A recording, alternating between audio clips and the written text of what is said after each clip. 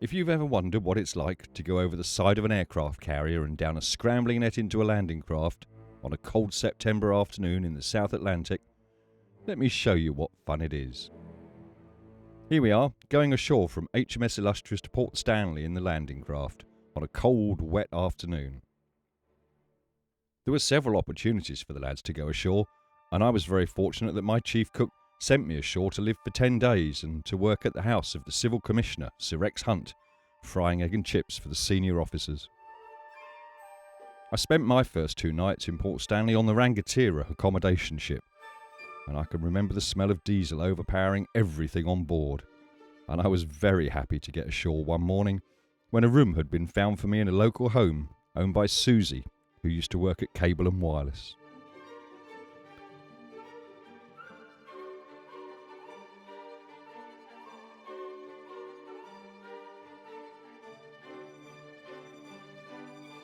It was clear to see that 3 months after the surrender, Port Stanley was a long way from anything but normal after the assault that it and its residents had been subjected to.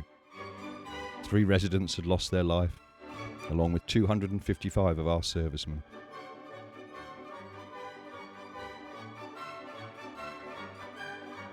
The detritus of war was clear to see, and it was truly humbling to walk among it and consider what happened here just a few weeks before I stepped ashore, safe in the knowledge that, I'd be going home again.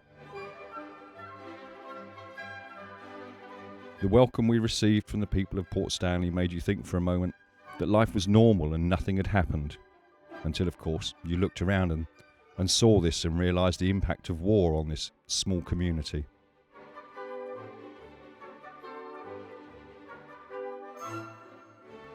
Sir Tristram, a sight to make you consider the lives lost and a moment to reflect. Little did I know then that my dear friend Tony Salence had only recently lost his life on HMS Glamorgan.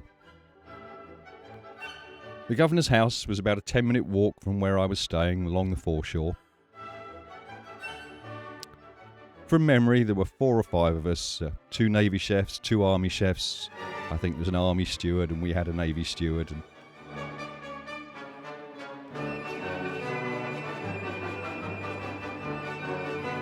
In this photo, a safe had been found that was being dealt with. They thought it was suspicious, but it turned out it wasn't. But there we are. It was a bit of excitement one afternoon on the way back from the Governor's house.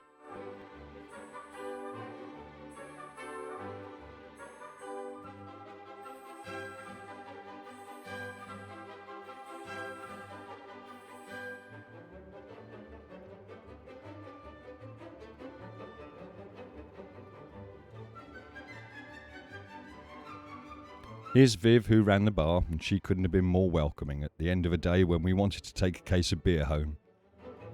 Of course, Killick stewards can't take their beer, can they? Or their vodka.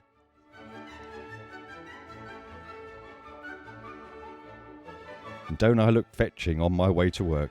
23 years of age, now 64.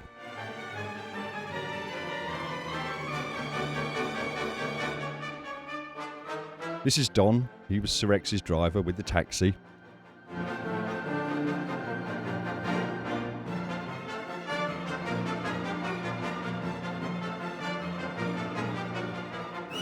Of my 12 years in the Royal Navy, this has to be my most prized photo. A whiskey with Sir Rex as we prepared a final dinner for the senior officers. It wouldn't have been your normal wardroom type of affair. Probably a prawn cocktail, a steak and a peach melba dessert. PO steward Les Platt came ashore with 2 other stewards for the service, and PO cook Richie came ashore to make sure I didn't fuck up the steaks. The Army piper took the officers into dinner and then joined us in the kitchen for drinks.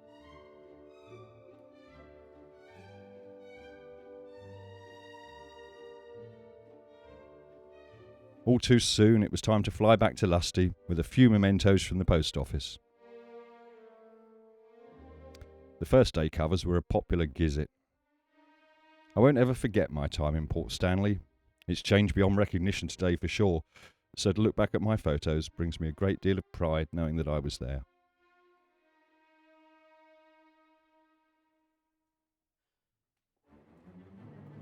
The 2 postcards, ship souvenirs made by our photographic boys on board.